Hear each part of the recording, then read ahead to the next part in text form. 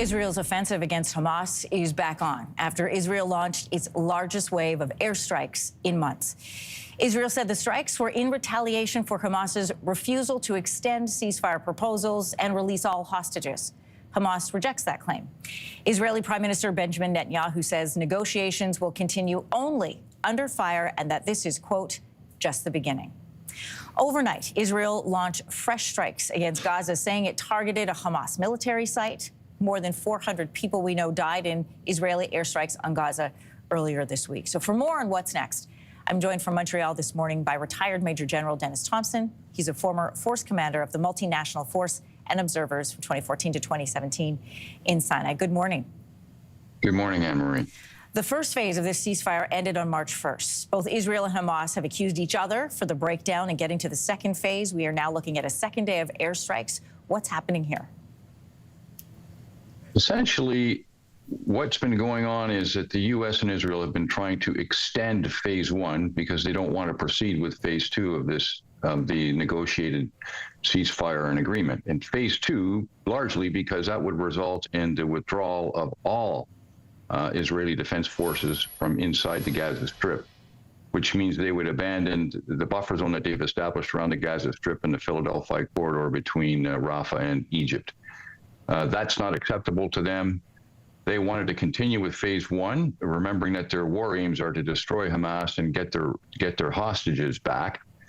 And in order to put pressure on Hamas, they cut the electricity about 2 weeks ago, which meant that the desalination plants were turned off, so there's less fresh water inside of Gaza, and they've stopped humanitarian deliveries to the Strip. And now they followed that up with airstrikes. So it's more and more pressure from Israel in order to get Hamas to extend phase one rather than transitioning to phase two. I want to describe this live shot for people and just put some context to our conversation. We were just showing them a live shot of Khan Yunis. And as a reminder, people were allowed to return home as part of this ceasefire. And you can see here they did. In amongst the rubble and the destruction of war, you see people carrying on with their day-to-day lives. How does that increase the risk of what is coming now with these airstrikes and Netanyahu's promise that this is only the beginning? Well, previously, as we've discussed before, the Israelis insisted that most of the Palestinians move into an area of the Gaza Strip called Al-Mawasi to be out of the way. But since then, of course, since the ceasefire, they've moved back to where their homes were, which puts them in harm's way. There's little doubt that Israel is still targeting Hamas leadership. To the best of our knowledge, they've taken out the Deputy Minister of the Interior, the Deputy Minister of Justice, the head of the de facto government, and a spokesman from the Palestinian Islamic Jihad. What that all means is that in order to get at those people, at those guys, that they have accepted, they have a very high tolerance for collateral damage, which is a polite way of saying they accept civilian casualties well beyond what most Western militaries would. I mean, we're looking. So these people are in harm's way, essentially. Well, when you look at the death count of 400 in one set of airstrikes that came, by some reports in the middle of the night, also during Ramadan, real concern when you look at the people who are walking there in this live shot right now. Let's talk about the White House. It confirmed that they knew about these planned airstrikes ahead of time. Trump ran on the promise of ending this war. Where is the U.S.'s position in this right now, and how does that affect Netanyahu's position?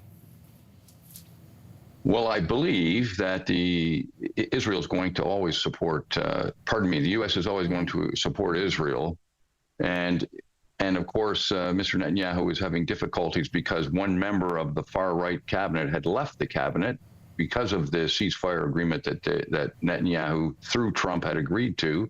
And now that the airstrikes are back on, this gentleman has rejoined the war cabinet of Netanyahu and kept his government alive. So this is really, in many ways, all about keeping Mr. Netanyahu's government alive so that he isn't deposed and has to answer for many of his other legal difficulties inside of Israel. Just before we let you go, I wonder if you'll answer some questions for us about these latest moves between Ukraine and Russia and the timing behind it. What are your thoughts? Well, my thoughts are that there's been essentially two entirely different ceasefire negotiations between Mr. Putin.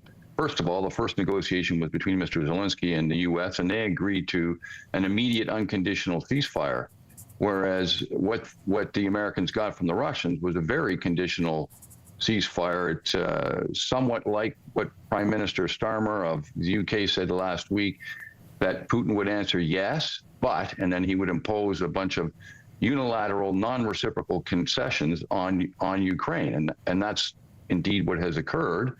He's agreed to just ceasefire against energy infrastructure. And as we know, last night, Russia struck a hospital inside of Ukraine. So clearly it's more of Mr. Putin's disingenuous behavior that we've come to expect.